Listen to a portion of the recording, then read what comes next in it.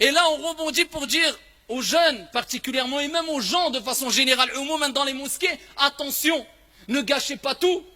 Quand vous sortez de Salat al-Tarawih et qu'il est très tard, vous savez qu'il est très tard maintenant, Salat al-Tarawih, ça va être à minuit pour certaines villes, un peu moins pour d'autres, et plus tard, comme nous ici, c'est presque minuit 20, très très tard. Les gens dorment, les gens travaillent, il y a des voisins. Et le prophète a dit à 3 reprises, comme vous connaissez toutes et tous le hadith par cœur, rapporté par Muslim, Wallahi la yu'min, Wallahi la yu'min, Wallahi la yu'min. À 3 reprises, le prophète jure. Il jure, le prophète, à 3 reprises. Il n'est pas croyant. Il n'est pas croyant. Il n'est pas croyant. Qui c'est cette personne? Jusqu'à ce que tu jures à 3 reprises. Celui qui ne préserve pas son voisin de son propre mal. Du bruit, des insultes, le fait de mal se garer, eh bien sache que le prophète a dit à 3 reprises, il n'est pas, c'est-à-dire il n'a pas complété sa foi, il a un khalal, une déficience grave dans sa foi. Bien qu'il puisse prier toute la nuit, jeûner toute la journée, faire des invocations, lire le Coran, eh bien ça reste quelqu'un qui a une déficience grave dans sa foi. Alors si tu gâches tout, ya Abdallah, en sortant à minuit et demi, quand tu sors de la mosquée, ben autant que tu restes chez toi, pour pas gâcher tout. Quand tu sors de la mosquée, Fansarif ya Abdallah, pars, prends la fuite, rentre chez toi, discrètement, parle doucement, c'est l'heure d'aller dormir, ou de faire qiyamul layl, ou de te reposer, et sache que même la meilleure des créatures, Mohammed alayhi salatu wassalam, avait un temps où il dormait chez lui le soir. Donc rentre chez toi, repose-toi, retrouve ta famille, salli salat al-fajr à l'heure, et ensuite ici repose-toi ou va à tes activités, mais ne dérange pas les gens.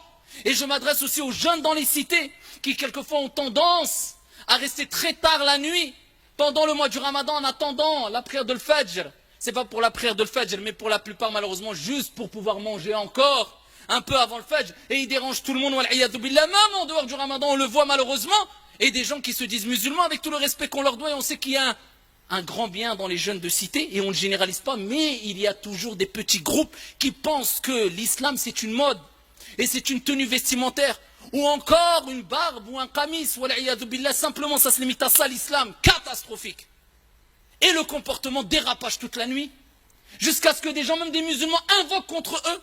Et combien de jeunes on a vu, et combien d'histoires on a entendues, et on a vécu, où des jeunes musulmans qui dérangeaient d'autres personnes, musulmanes et non musulmanes, dans des quartiers, d'autres personnes invoquaient en ça, contre cette personne-là, jusqu'à ce qu'on entende Foulan met, Allah yarhamou. C'est un jeune, 15 ans, 18 ans, 20 ans, met, pourquoi?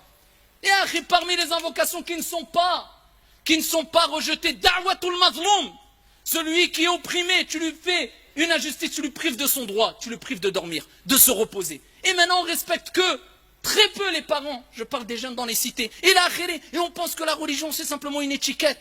On est loin de cette relation spirituelle qu'avaient les compagnons avec leur Seigneur. L'islam c'est husnul khuluq. Tu n'as pas husnul khuluq, tu n'as que très peu de l'islam. C'est le bon comportement. Tu dégages pas le bon comportement, te trompe pas ya Abdallah, tu n'as que très peu de l'islam.